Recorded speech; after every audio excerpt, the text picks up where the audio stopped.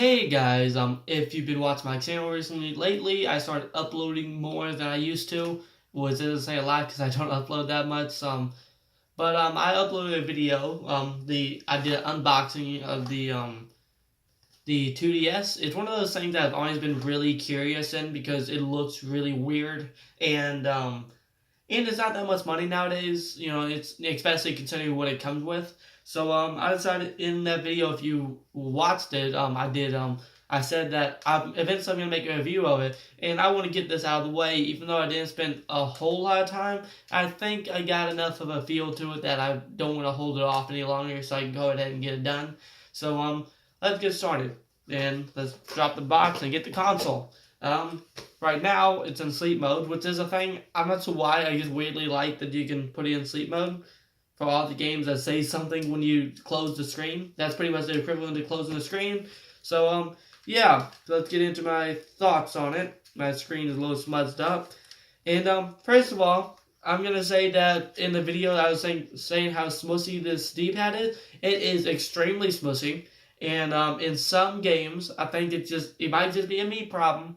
I have trouble actually not pressing down or pressing down when I want to. It's a big problem in my opinion. And if I sound a little bit weird, I have a little bit of a cold. So yeah, but the D-pad, I constantly accidentally press the wrong direction, and like it's a thing that you can get used to. You just have to be aware. You can't roll.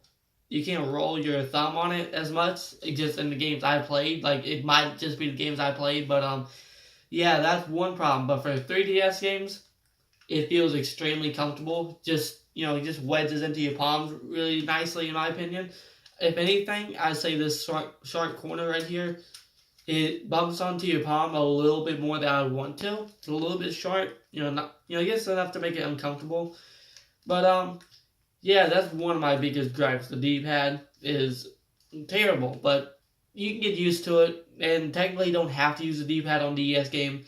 Just in games like Mario, which is one of the games I've tested out the new Super Mario Bros. Because I got number 2 with this. I want to test it out, but I transferred the number 2 to my new 3DS because that's what I want to play it on. With the 3D mode and all that. But yeah.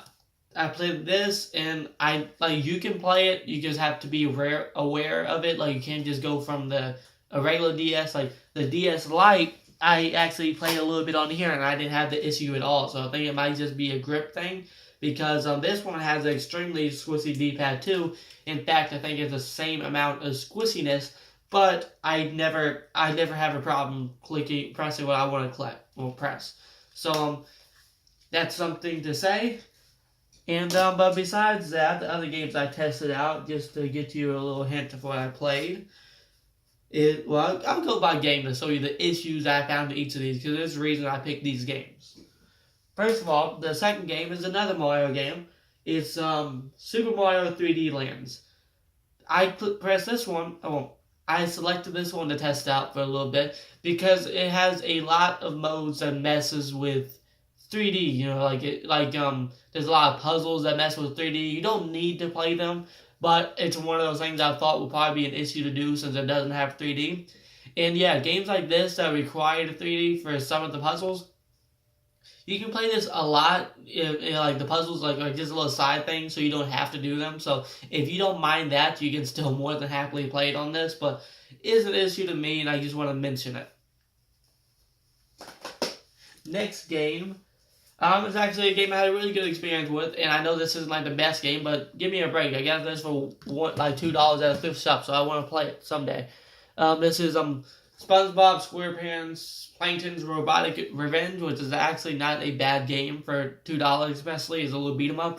But this is the first game I played with this, and it showed me that the D-pad, not the D-pad, the circle pad is extremely comfortable to play with. The buttons are I would say were a little bit harder to press because a little bit too easy to press, but these bumpers are really comfortable to use. Just fits your hand really nicely, at least for me, and I really like these. Only thing is, these bumpers are a little bit uncomfortable to use in DS games and regular DS games. If you want to use the D-pad while you play it, it just feels I have to stretch my hand a little bit too much. I like to have it right here, But if I do that, you can still press it fine. Just a little bit less comfortable to use the bumpers while you're playing a regular DS game. So, some games may be a little bit less comfortable to play than others. But, yeah, but this is what my opinion is on this. This comes with a $30 game and a charger, which the new 3DS doesn't come with. The new 3DS is what I use for most of my 3DS games, but this is $200 plus it doesn't come with a charger, so that might put you out maybe another $20. So $220, and it doesn't come with a game. And this one is $80, come with a $20 charger, and they come with a $30 game, so that's $50. So in a way, in all the accessories, is a $30 system. It's that's why I got it, especially since it's only a little bit more to buy, and I get the game, and I get the charger and all that. And this is a great way to play DS games and 3DS games, especially if you think about it this way. This one I didn't pay that much for it, but I just know how much they are at Game Store. If you did one the Game Boy slot, I'm just gonna list this as a DSi because I don't own a DSi, but a DSi at a game store is, if you want to get a used, because they don't sell them brand new anymore, is around $50 or $40. And this is brand new, and it's only a little bit more than that, plus it comes with a game. And not only, on a DSi, you'd only be able to play, DS games and DSi games. They have a few exclusive DSi games, but they don't have a lot of exclusive DSi games, only on one in my whole collection. So, it's only pretty much used for regular DS games. And this is only a little bit more, plus you can play a lot of the newer games, the new 3DS games and the regular DS games. So I think it's a great deal, especially considering this is just what I noticed. If you go to a game store, a regular DS, the older model, I think that's still going for around $100 to maybe like $80, like around there.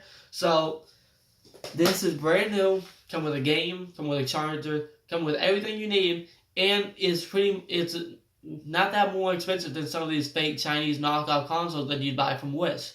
So, and you'd be able to, of course, buy real games with it. And yeah, there's a long library for a DS. I got, for example, I'll use this game for example, because I already have it right here. This game I got at a thrift shop for $1.95. Really not that expensive. And I constantly buy games at the game store on the original DS that's only like $1 or $2, and they're pretty fun. So if you're getting this for a kid, the DS is a really easy console to start buying for.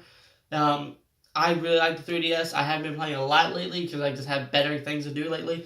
I finally got my PS4 back, so I've been getting some of these old games that I haven't played in a while. So yeah, that's why I want to get this video out of the way so I can start making other videos. And yeah, this is extremely worth it, even though I didn't play the actual 3DS games on, I didn't play the game that came with on this. I played it on my new 3DS, and I played and beat it eventually, but yeah, I think this is a really interesting piece of Nintendo history, especially considering how weird it looks. That's the main reason I wanted it, because of how strange it looks. But yeah, this is about it. That's about it. I want to say that this is an awesome gift if you want to get this for somebody. I really enjoy it. I just like how weird it looks. I wanted to get this video out of the way. And yeah, please like and subscribe. And hopefully, if I get this cold to go away, and my Wi-Fi is doing good, and all the stars align, I'm going to be getting back to Rec Room soon. So yeah, I'm going to try to make some kind of Rec Room video today. Maybe I'm going to try to work on it. But if I don't, if I do, it's probably not going to be, the usual stuff I do, like making stuff in VR and all that, because the Rec Room Maker glitched up on me, and I just don't feel like dealing with it. So, thank you guys. Please like and subscribe, and see you guys later.